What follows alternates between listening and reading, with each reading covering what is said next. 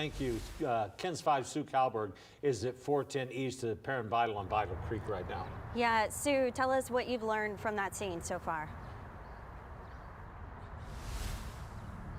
Well, the medical examiner has been here. They unfortunately just removed the body of the person who didn't make it out alive here. And as you can see, the tow truck driver has just picked up the car that was swept away in floodwater. Now, I want to tell you just another tragic, heartbreaking story that has developed here in the last few minutes. It's one of the many stories that I'm sure we'll hear in coming days. A couple stopped by here frantically. They said they were looking for their friend who made a frantic phone call to his wife.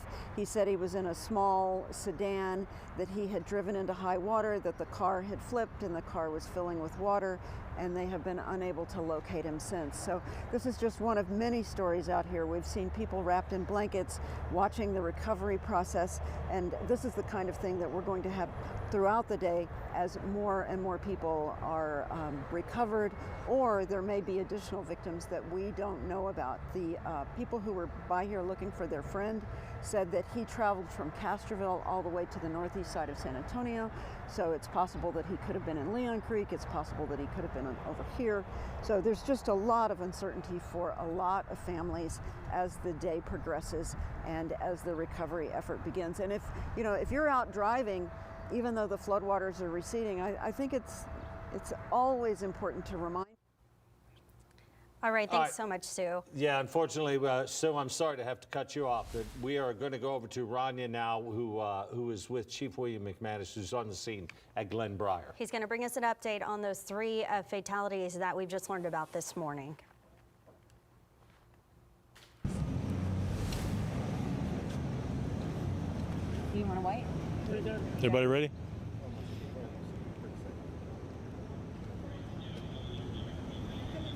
Is the light good for everybody? Is the light turning? Sorry. No, I'm saying is it good for everybody? Let me turn it down. Is that on your way?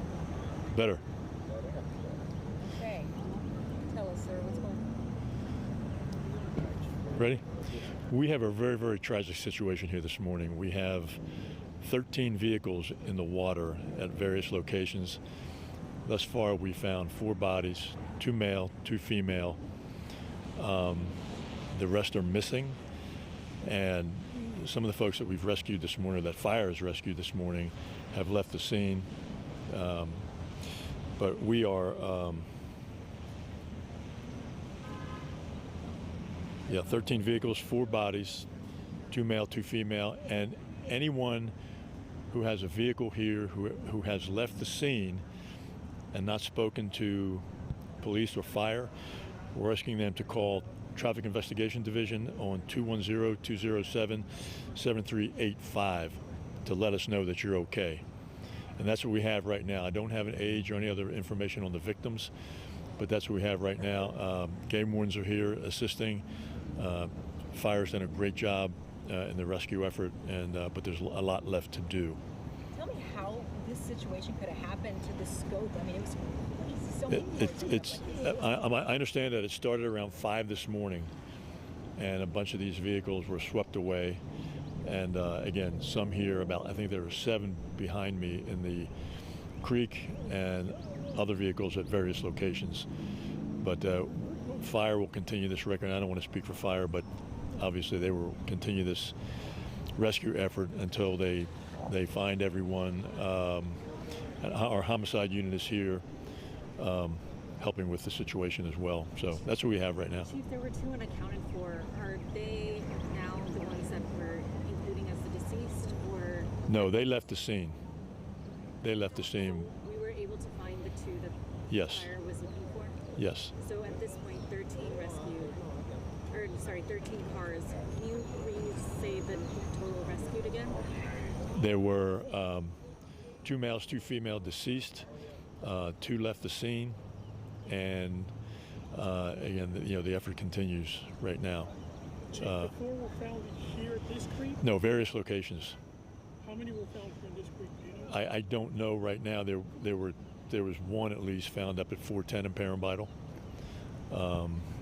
But again, this is an ongoing effort, and this is preliminary information, liable to change as the rescue effort continues.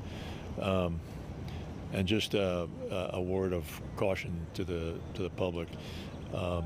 Turn around, don't drown is probably the wisest saying that we could heed right now, and when these waters are rising. So everybody be careful. Chief, is fire still looking through the cars that have now? Yes, ma'am. In a situation like this, I saw your firefighters having to deal with so many emotions, running down to the water. In a situation like this, I can't imagine it's really a safe environment or really emotional environment for everybody. What do you say to that? Definitely not a safe environment. Takes a lot of training, a lot of courage to get down there in that water right now. And hats off to the firefighters. Chief, we saw the helicopter here. Is it going to be deployed again, or are we done with that part of the search and rescue? I don't know that we're done with any part of the search and rescue right now. Fire will determine when they're finished, and SAPD will do their part. Homicide investigators. And just One because more. barricades aren't up, you still got to be careful when you know there's low water. Yeah, you really do. I mean, those crossings are. You can't judge how deep the water is or how fast it's moving. So again, turn around, don't drown. Okay, thank y'all very much. Thank you.